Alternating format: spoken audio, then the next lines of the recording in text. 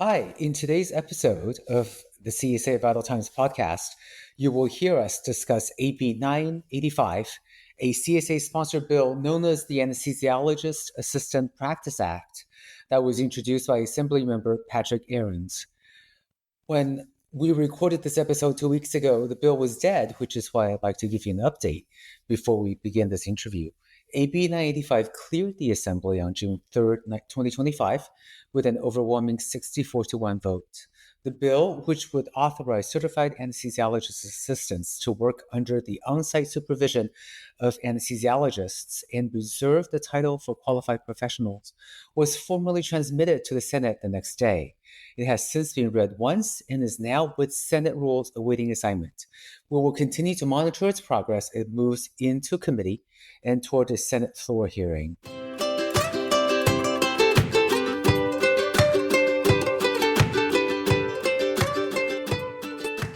Welcome to the California Society of Anesthesiologists Vital Times podcast. I'm your host, Dr. Ludwig Lin. Today, we're discussing a topic key to the continuing evolution of healthcare and anesthetic excellence in the United States, in particular, California. We all know that the number of anesthetic opportunities has exploded, and the number of anesthesiologists and anesthesia providers cannot keep up while maintaining optimal patient safety. So one option is the addition of CAAs, Certified Anesthesiologist Assistants, to the anesthesia team.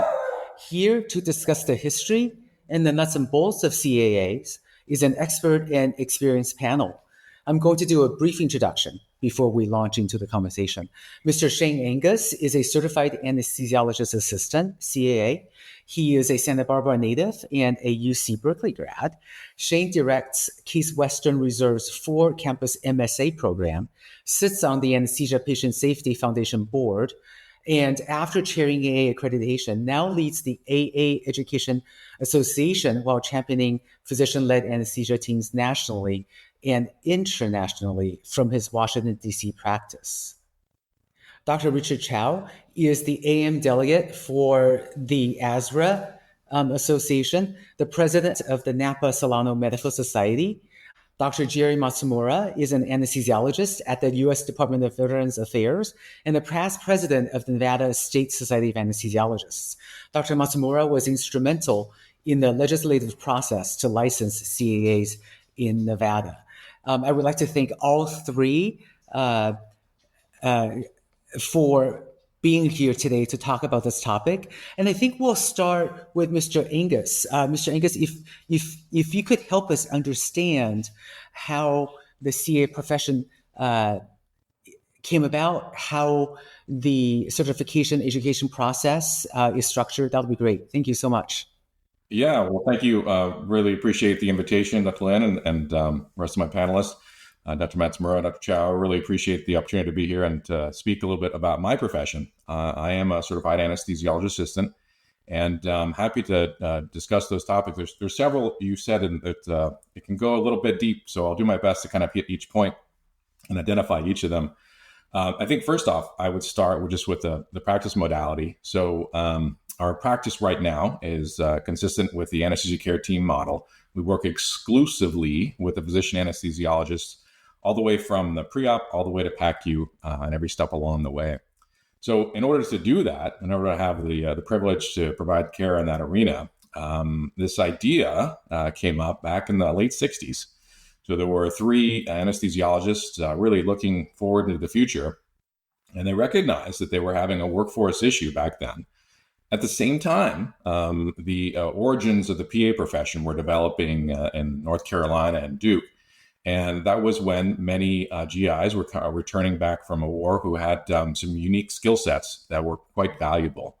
And so these anesthesiologists identified and said, we need people from a particular knowledge set to join into anesthesia. Now, I know a lot of us don't have that much gray hair, but we all probably trained with people who practiced back in the 60s and 70s, and very different technology, right? So you had to be quite adept, of course, at your physics and your biochemistry and your ether drop anesthetics. So in that space, they wanted to make sure that they were pulling people who had the same DNA, if you will, right? They had the same pre-medical requirements so that they had that same knowledge about the particulars and nuances of providing anesthesia. So they developed two programs to start off with. There was one at Emory University and one at Case Western Reserve University. And those are the two founding programs in the country that brought people in with that background. Currently, our applicants are phenomenal. They're very, very strong. We have applicants to our programs nationally. We have 25 programs, 2 are provisional, but 23 have full accreditation. And all of them have candidates that are applying with exceptionally high GPAs and exceptionally high MCAT scores. So just to briefly touch that point, at my particular program, our average incoming class GPA is at 3.8, and their MCAT average is a 508. That's right in the middle of the line between the allopathic and osteopathic medical school acceptance scores. So we're recruiting people from phenomenally nationally identifiable universities, as well as people who are quite accomplished in their knowledge sets. They come into our training, and our training, if I were to briefly touch on those ideas, there's first year, for the most part, is about 50% clinical, and then its other half is didactic coursework. So pretty heavy. A lot of intense simulation is also taking place in that first year. And the second year is what you're familiar with, what each of you went through during your residencies, where you're doing 1 month generals and 1 month specialty rotations.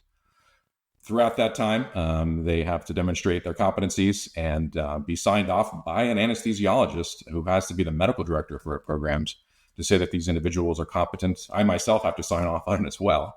And they have to sit for the national board exam, which is a pretty challenging test. And once they pass that board, then they are a certified anesthesiologist assistant, and they can start practicing in that model that I described at the beginning of the conversation.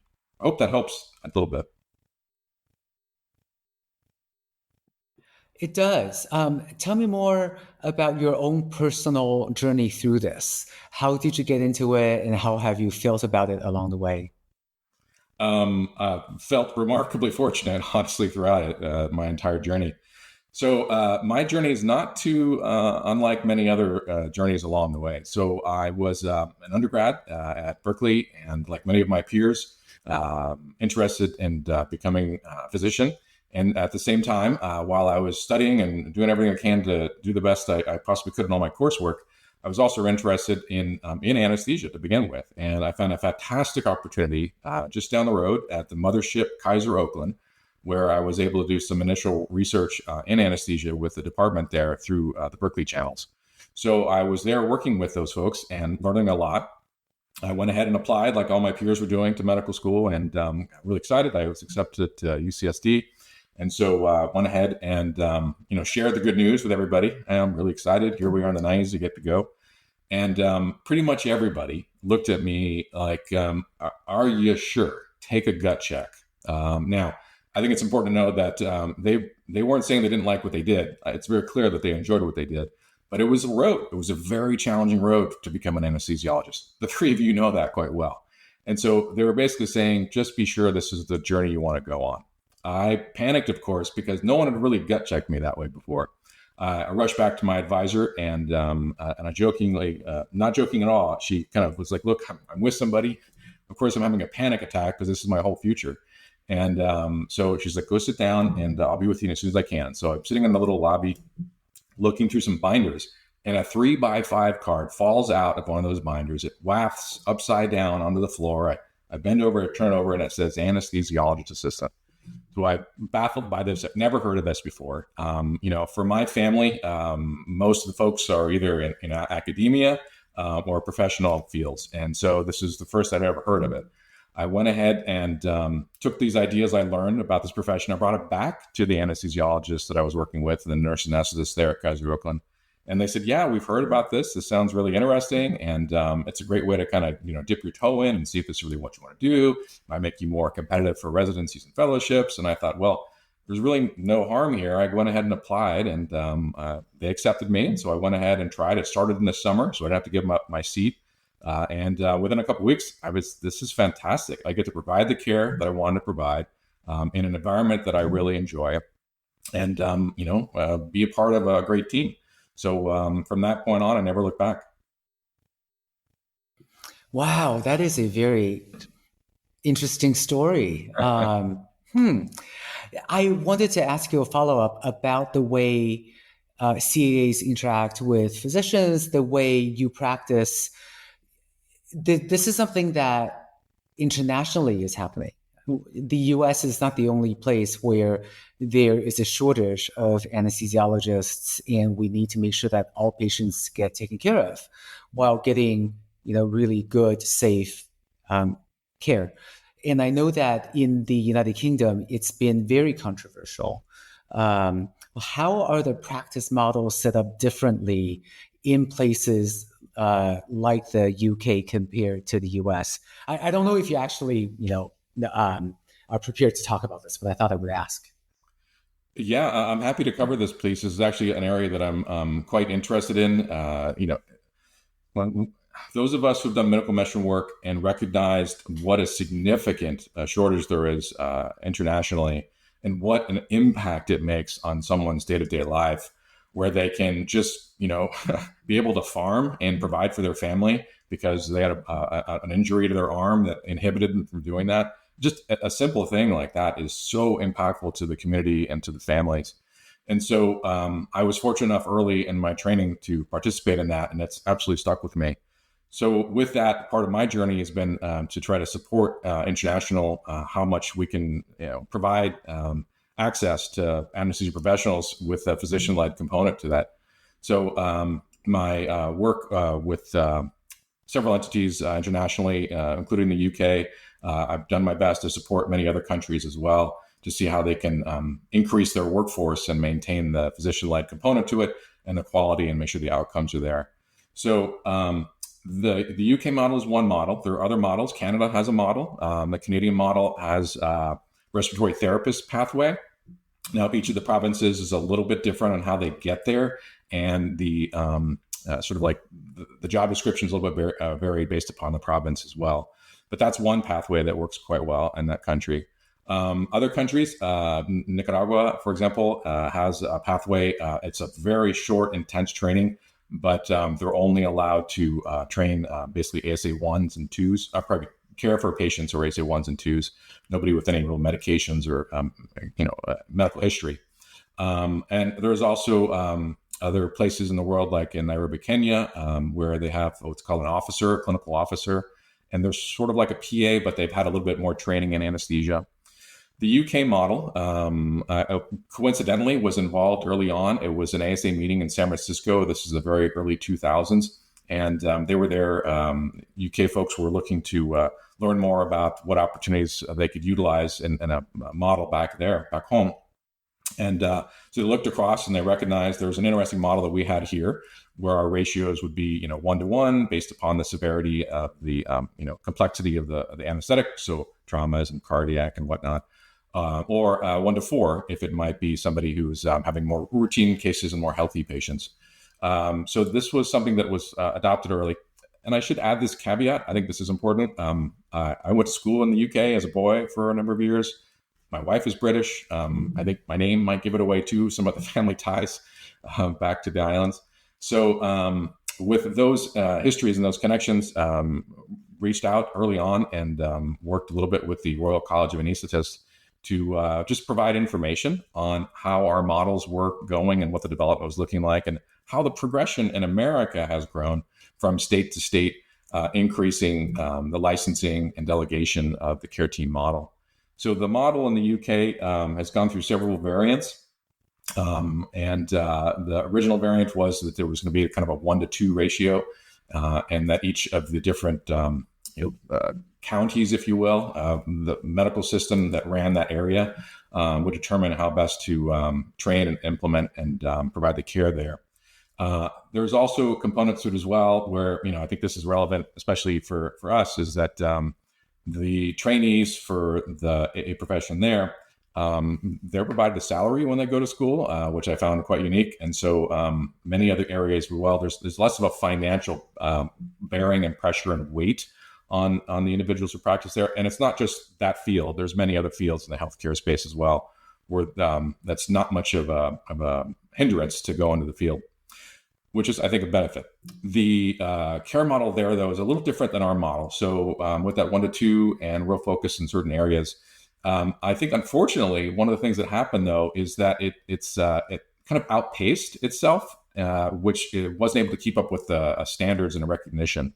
And I think that's one thing that the professional organizations, it's really valuable for them to be a part of the early discussions and part of the development to make sure that the quality is there, to make sure that the kind of the governance and oversight is there, so that at the same time, you're able to build access in a way that's affordable to the community, but also a way that's going to increase access and maintain that physician-led oversight.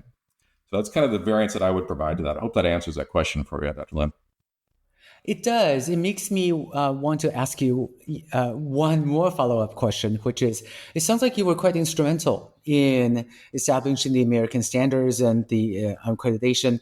So how are things different in the United States to try to make sure that things don't sort of run away? Yeah, so I think they're fantastic the way it's been set up. I'm really proud of the way we have our profession organized. So that goes from the very beginning, I would say. And I already just described to you about our applicants and where they come from. It's the same DNA, right? These individuals are sitting side by side in these same classrooms. Some are going to go on and become physicians. Some are going to go on and become a CA like myself. And so that shared experience, right? That shared history, depending upon if you were stressed in your biochem exams, maybe that same trauma that people went through together, that shared experience really lends well to the training part. And so when you go into the curriculum, you have to already take that same background. And then when you go into the curriculum, what's important is the program itself has to be accredited.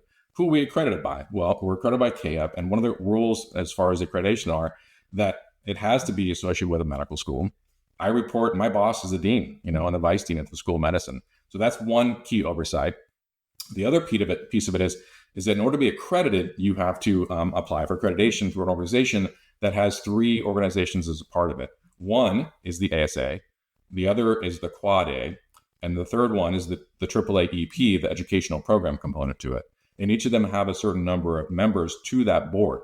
So the ASA is directly nominating folks to this committee that oversees the accreditation pathway for the programs. So I think that's a great step right there to maintain the professional society's perspective on what the program should be like. Having the medical school be a big component of it too, and reporting to the dean of the School of Medicine is really important.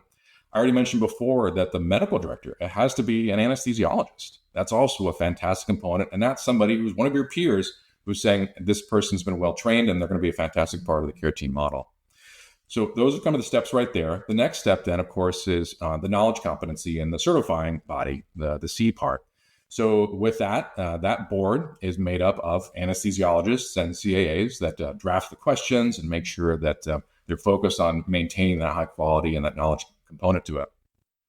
Those are the steps that take all the way through to finishing and graduating. The next steps, of course, then are going to be the licensing boards. We are housed within the Board of Medicine or the medical center, depending upon the state and how they run their different boards. But it's always through the Board of Medicine's component. The other thing as well is our credentialing pathway is also through the medical staff. So we have the anesthesiologists and the physicians who are responsible for running the hospital saying this person meets what we expect to do and care for our patients in our space. So those are all the different layers we have and levels we have that interweave this, I think, a great collaboration for my profession along with anesthesiologists.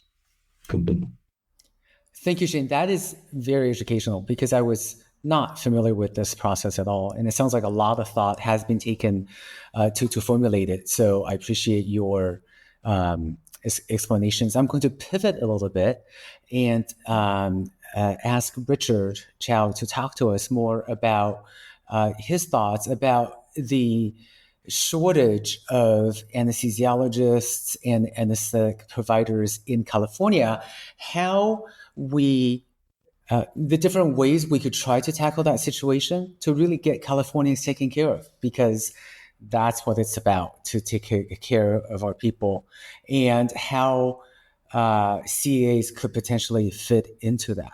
So, Richard, thank you so much. Yeah. Thank you, Ludwig. Thank you for the opportunity to speak about this. Across the United States, we are seeing a massive shortage of anesthesiologists and the need for anesthesia care. Just before this podcast, I actually looked on gaswork.com, which most of us go see what jobs are out there, and they showed 297 listings. About 10 years ago when I graduated residency, it was like 2 pages. And consistently over the last few years, it's been 10 pages and above. So you're seeing an extreme shortage. And personally, I get calls several times a day, emails several times a day, looking for work within California. And so currently in the United States, we have about 32,000 total number of anesthesiologists. In California, we have about 5,380 or so practicing anesthesiologists. With the U.S. in 2036, we're projecting a shortfall. This is a shortfall of 6,300 anesthesiologists. And on top of that, about over half of our active anesthesiologists in the United States are over the age of 55. So you're seeing something come to a head here. And on top of that, we in California have about 160 or so anesthesiology residency positions open. So, and not all of them stay in California because of, the cost of living. So that's just the supply side of this. On the demand side, you're seeing is you have a aging population. You have now a sharp rise in out of OR anesthesia services needs like interventional radiology, GI, etc. And so, the hospitals are, and facilities, they're reporting, shortages jumps from 2020 of 35% up to 78% in late 2022. So just from these numbers, you're seeing this huge demand. And the AAMC, that helps manage the medical school positions, they've pushed for 3,000 additional anesthesiologists in 2017 that has yet to occur. But you're seeing, though, in California, we are increasing those spots, but they're not at the significant numbers, that will replace the potential retirements that are happening in the next 10 years. So the potential of using certified anesthesia assistants is, I think, a huge opportunity to kind of bridge some of that gap, of providing anesthesia care.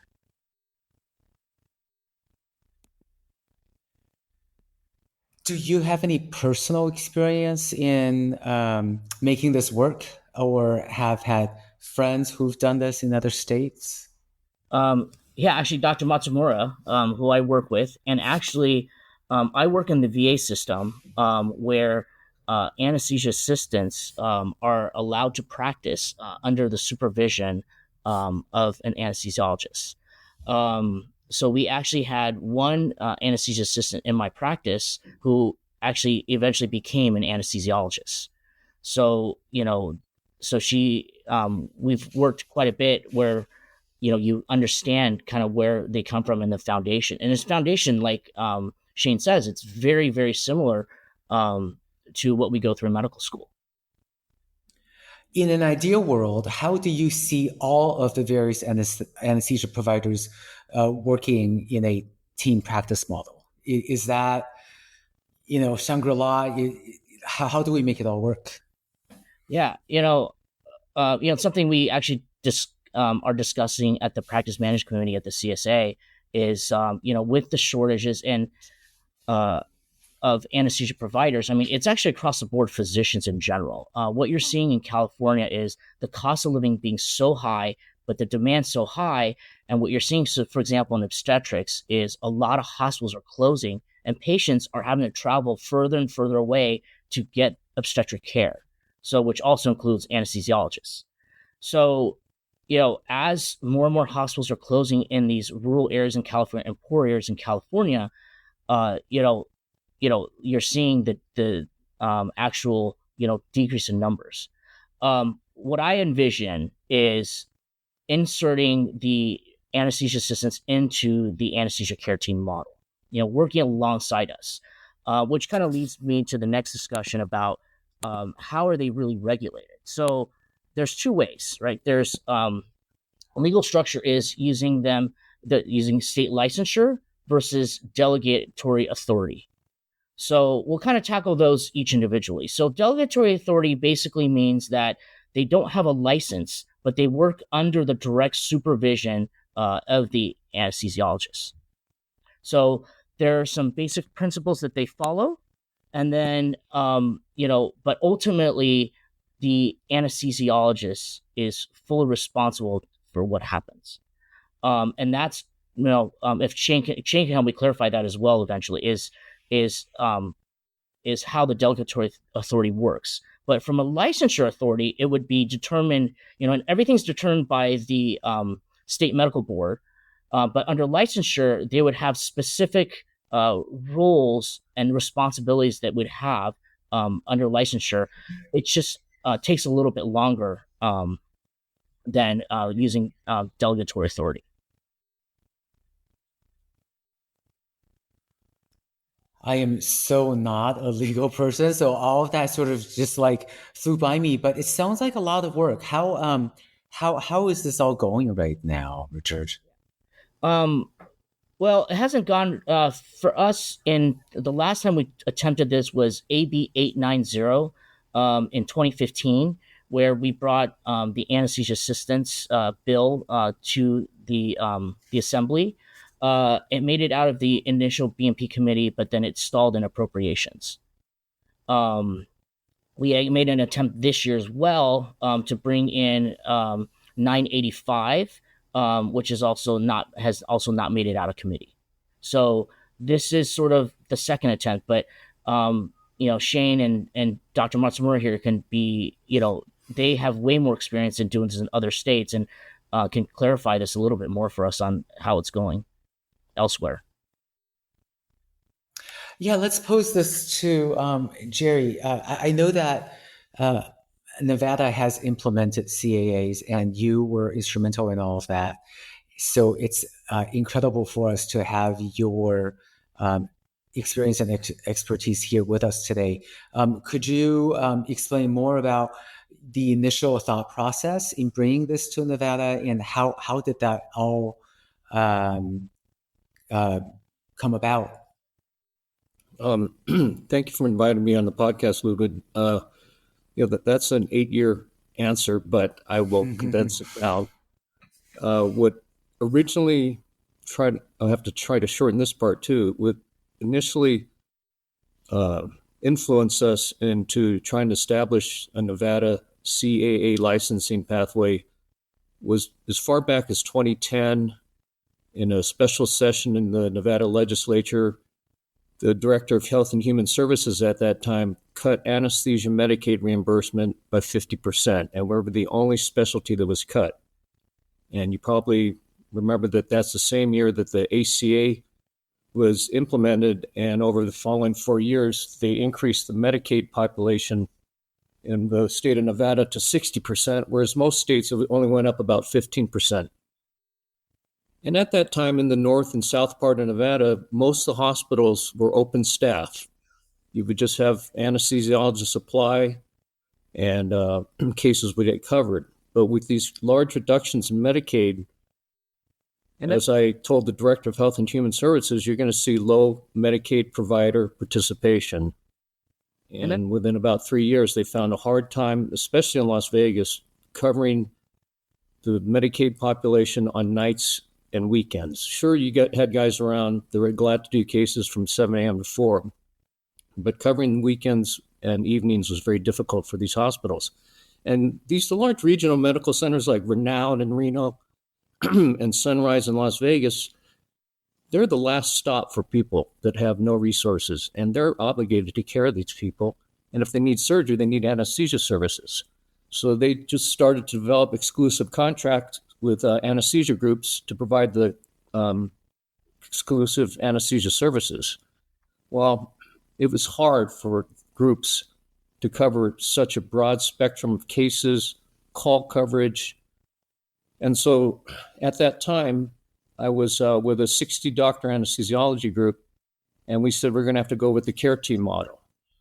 And even though Richard and I have looked at GasWorks, and in the state of Nevada right now, there's probably 300 openings for nurse anesthetists in the state of Nevada, we found 2 that would work in our care team model, that would take a reasonable salary. And so that's when I started looking into the CAAs. And Las Vegas attempted in 2013 to pass some legislation, but their efforts were very similar to what has been done here in California so far. The groundwork was not laid down.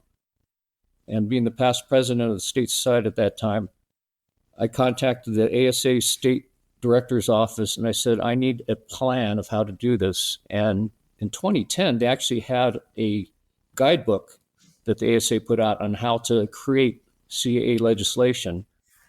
Shane's on that committee that developed that, and I've offered numerous times to update it because in 15 years, a lot has changed.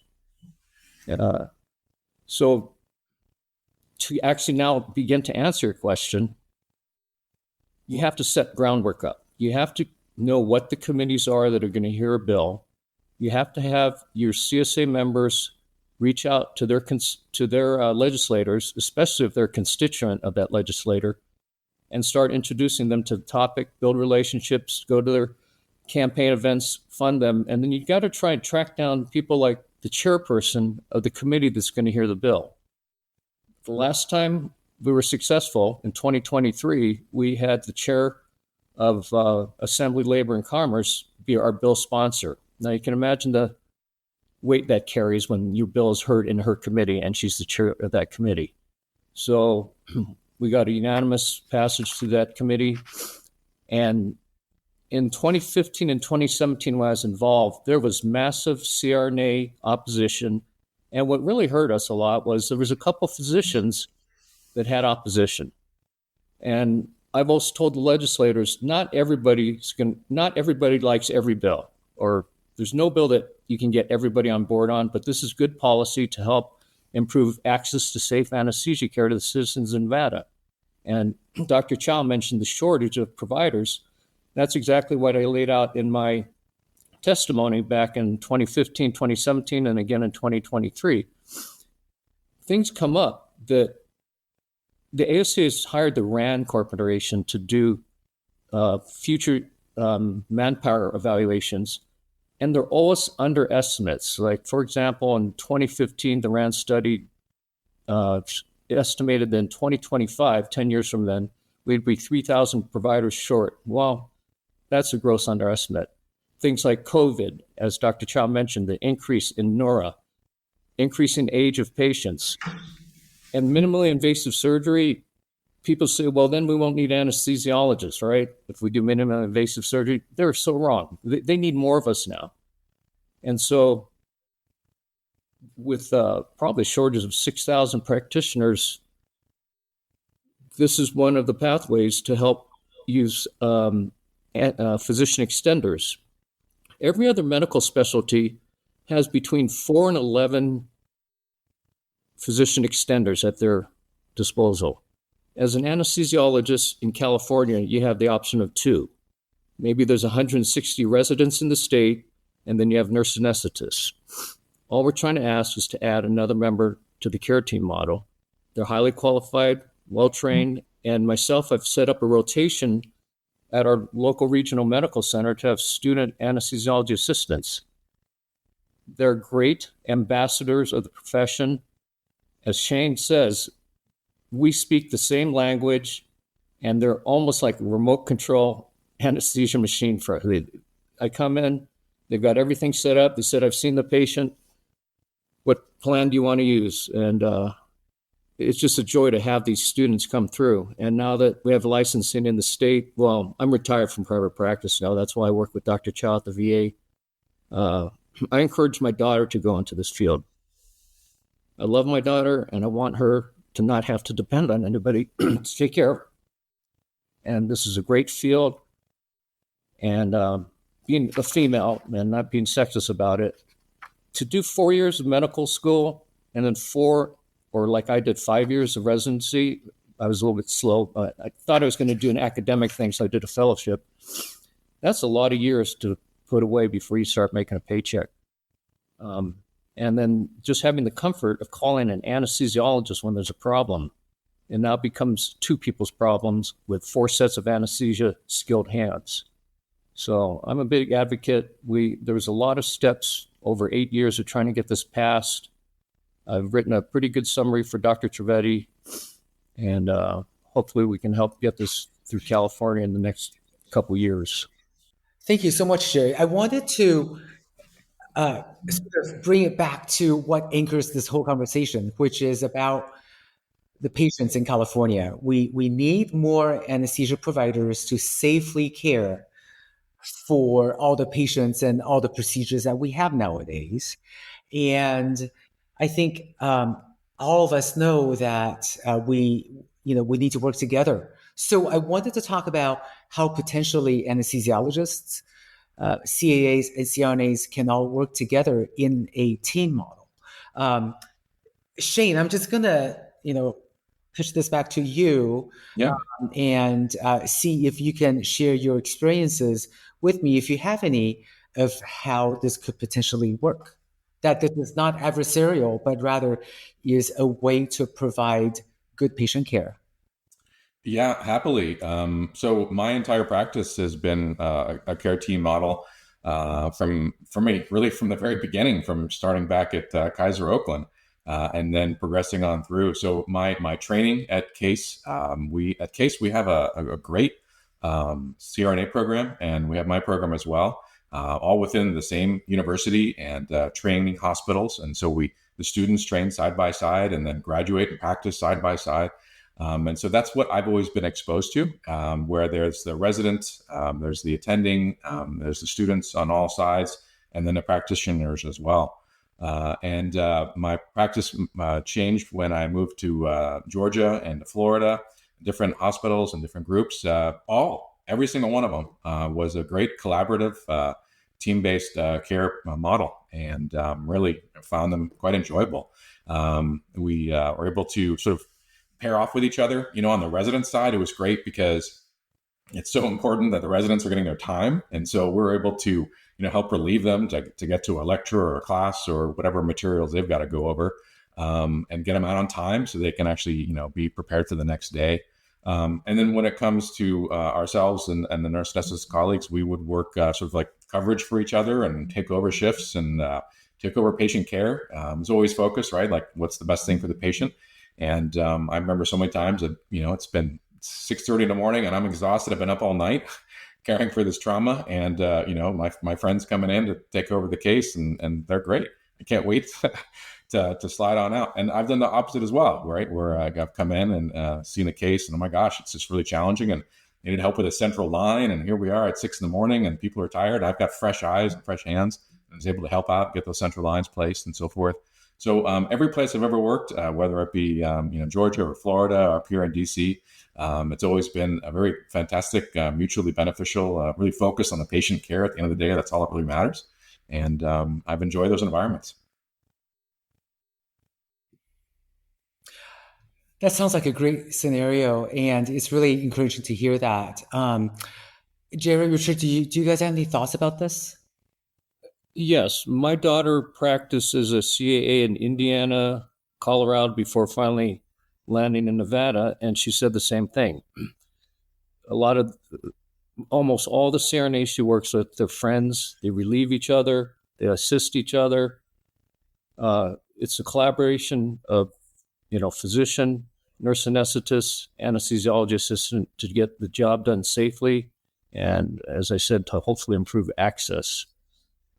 Regarding the safety, Eric Sun from Stanford in 2018 published a study of 433,000 Medicare patients and studied the mortality rates in the anesthesia care team model. And regardless of what mid-level anesthesia provider there was, the mortality was statistically, there was no statistical difference.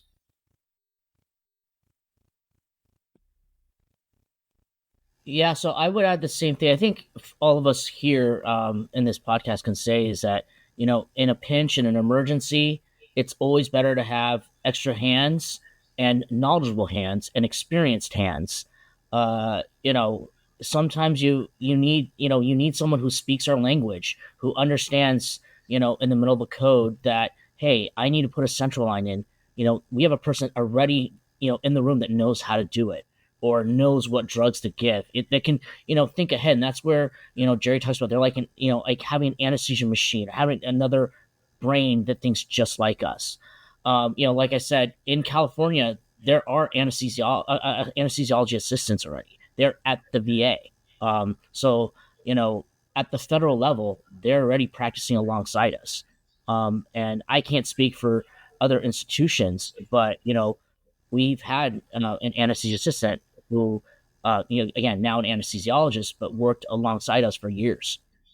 So it does work, and it's, allowed by law, and they're already been practicing. So, I really think that, for patient safety and for the needs upcoming, and I will tell you, for a lot of this Nora stuff, it's not just Versed, fentanyl, or propofol. I mean, things happen.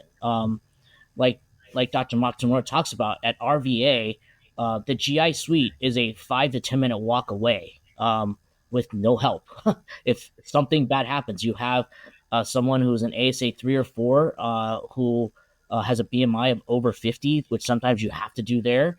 You don't have a lot of help, and that's where having extenders, if you want to call them that, but they're colleagues of ours. They work alongside us who can help in these pinches. And most in general, these patients are socioeconomically challenged. So their reimbursements are not necessarily high, but they still need care. And that's the most important thing, is that's where we need, more help and more hands, or else, you're going to have shortage issues. Projecting what Dr. Matsumura has experienced in Nevada, we're going to see it at a much, much larger scale in California. I mean, if you think about it, we have 40 million residents in California, and we have 5,000 or so anesthesiologists servicing that. That's 20% of the population. And we need more. And you're seeing the projected shortages. There are so many things to work on, and it's, when you step back, it's almost daunting. But I do really appreciate the knowledge that there are people like you guys, trying to work on this and trying to provide alternatives and solutions, and to have that, be intentionally done and intelligently designed. So we're going to start wrapping this up. But any last comments from any of you three? I just want to add, if I may, Dr. Lin, is that the growth of the profession nationally has been substantial the past several years.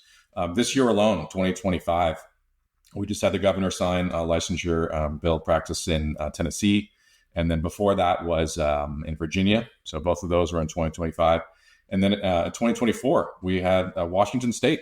The year before that was Dr. Matsura's state. Now it's in Nevada, right? 2023. Before that was Utah, 2022. These are a lot of Western states as well. And so you can see that the environment nationally is that everybody, legislators, staff, hospitals, the anesthesiologists are looking for ways to make sure that they can maintain their access to quality and safe care.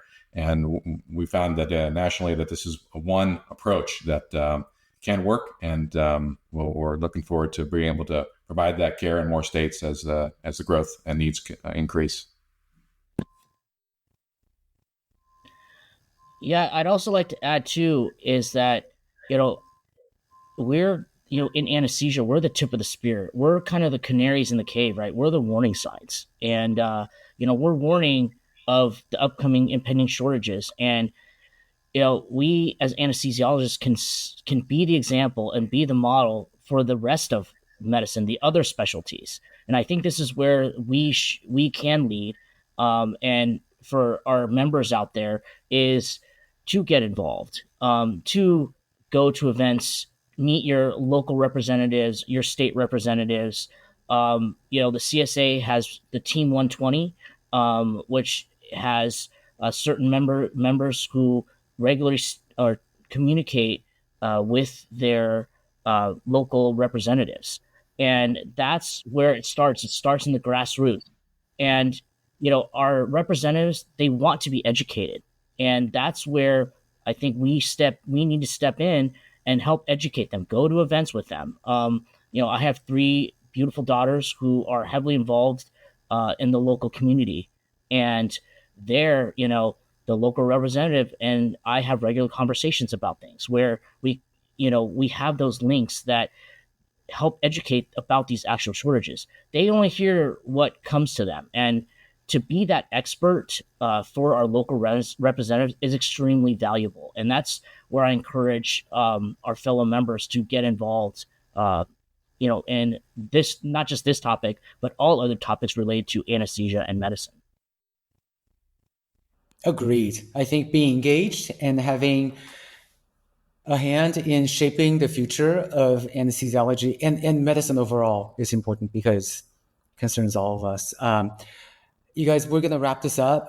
It's been amazing. It's been very educational for me personally. And I feel like this is just the beginning of a conversation that I'm hoping we can have with the rest of our California colleagues about this topic. So thank you for taking the time to explain this. And to our audience members, if you have questions, please send them to us because I know we're going to have a follow-up episode and we'll try to get those answered for you. So I would like to thank Shane Angus, Richard Chow, Jerry Matsumura for being here today with us. And this is going to conclude yet another episode of the California Society of Anesthesiologists Vital Times podcast. Thank you so much.